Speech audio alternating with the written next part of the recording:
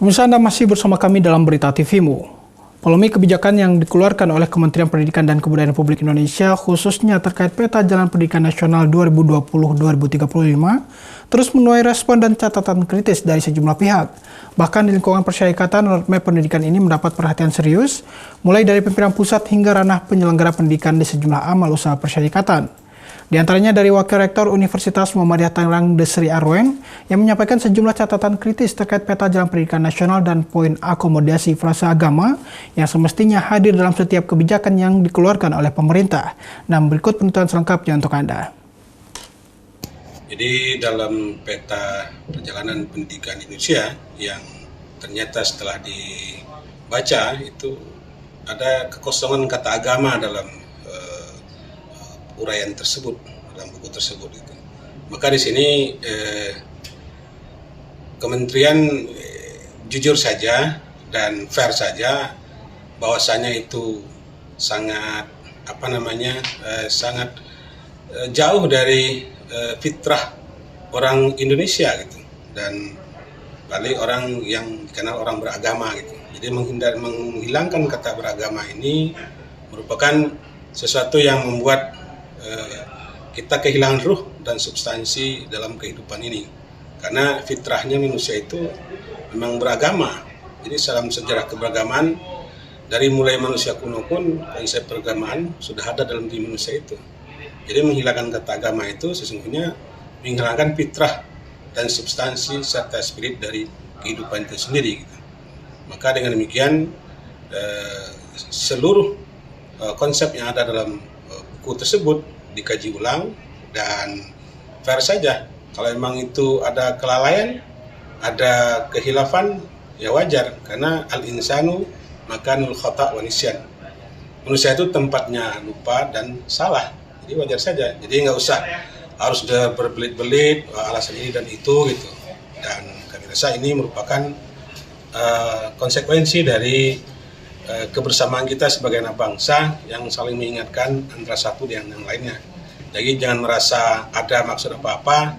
Inilah murni bagian dari kepedulian kita dan tanggung jawab kita sebagai anak bangsa untuk meluruskan perjalanan kehidupan bangsa ini. Jadi kalau ada masukan, ada kritikan yang sifatnya membangun, kami berharap dengan segala kerendahan hati dan lapang dada pihak Kementerian merubahnya gitu.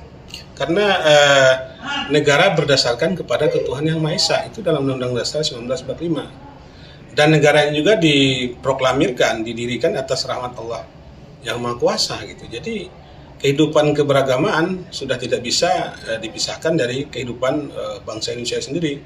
Karena itu jelas melanggar undang-undang. Kalau melanggar undang-undang, apalagi Undang-Undang Dasar 1945, pasal 29 ayat 1 udah jelas-jelas dikatakan bahwasanya negara berdasarkan ketuhanan yang Maha Esa. Itu secara saya katakan itu udah eksplisit, itu bukan implisit lagi, bahwasanya kehidupan beragama itu tidak bisa dipisahkan dari kehidupan bangsa Indonesia ini. Dan jelas-jelas konsepsi itu melanggar undang-undang dan segera diperbaiki, tidak perlu harus berapologi dan beralasan ini dan itu, karena kalau kita fair, anggaplah itu bagian dari kepedulian anak bangsa yang lain untuk saling memberikan masukan ketika terjadi ada hal yang tidak semestinya, ada hal yang dianggap kurang pas itu. Jadi saya rasa itu. Ya, ini kalau kita runut secara cermat, ini mereka kan ada rangkaian yang saling sambung menyambung yang membuat kita akan terpisah oleh beragama itu sendiri gitu. Maka ya kalau mau bicara ini patut dicurigai, ya patut dicurigai bahwasanya kenapa bisa runtut dan berurutan begini gitu.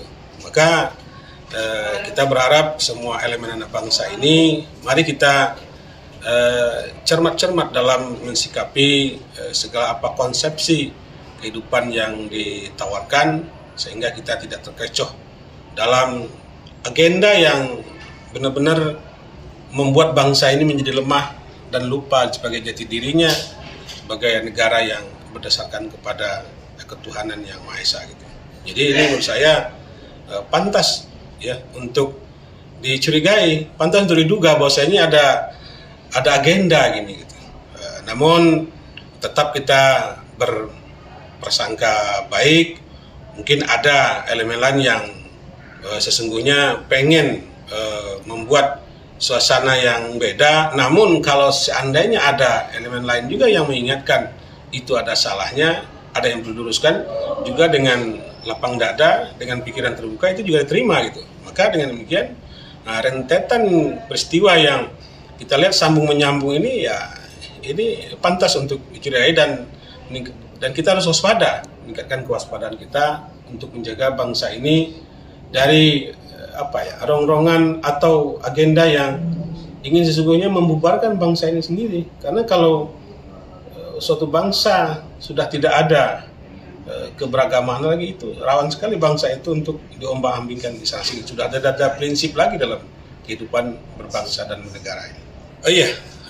Jadi kami dari selaku kaum akademisi mengingatkan bahwasanya ada beberapa kecerdasan yang dikembangkan dalam konsep pendidikan kita, kecerdasan intelektual, kecerdasan sosial, dan kecerdasan spiritual. Ini satu konsep yang saling berkait antara satu dengan yang lainnya. Maka marilah kita sesama anak bangsa ini untuk saling ingat mengingatkan wa tawassaw bil haqq, ya, dengan kebenaran, wa tawassaw bis sabr, dengan kesabaran, dan wa tawassaw bil marhamah, dengan mengingatkan dengan kasih sayang. Tentu saja dengan menghargai keberagaman yang ada di kita, tanpa harus menunjuk muka, menunjuk jidat, kamu salah, kamu ini, dan segala macamnya. Namun kita juga saling mengingatkan dalam menjaga peri kehidupan ini yang sudah jelas kadang-kadang itu mengarahkan kita kepada sekularisme yang memisahkan agama dalam kehidupan kita. Ini tidak boleh dibiarkan, dan mari kita saling ingat mengingatkan. Selesai itu.